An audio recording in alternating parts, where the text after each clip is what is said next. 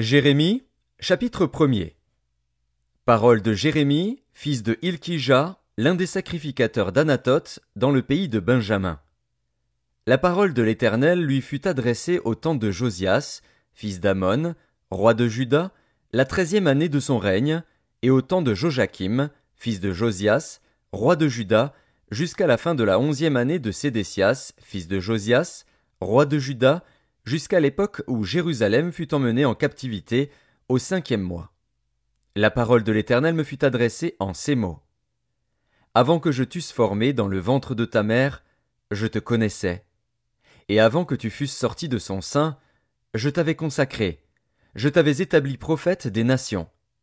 Je répondis, Ah, Seigneur Éternel, voici, je ne sais point parler, car je suis un enfant.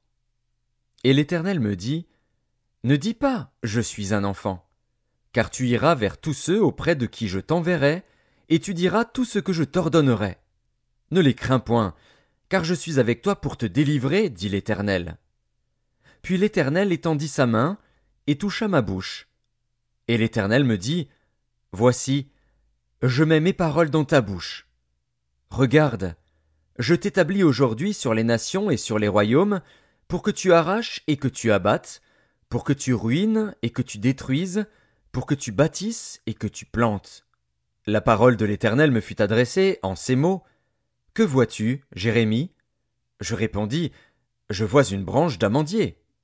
Et l'Éternel me dit, Tu as bien vu, car je veille sur ma parole pour l'exécuter.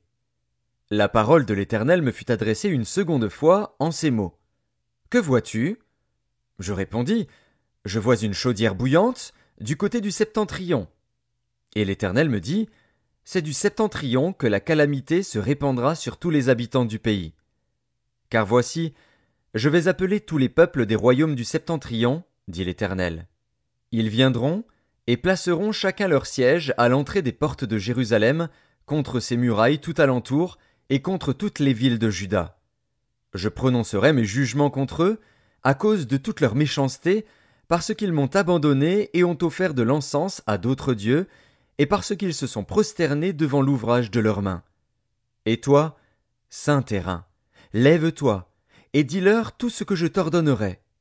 Ne tremble pas en leur présence, de peur que je ne te fasse trembler devant eux.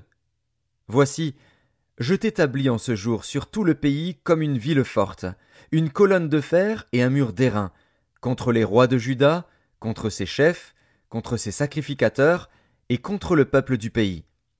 Ils te feront la guerre, mais ils ne te vaincront pas, car je suis avec toi pour te délivrer, dit l'Éternel.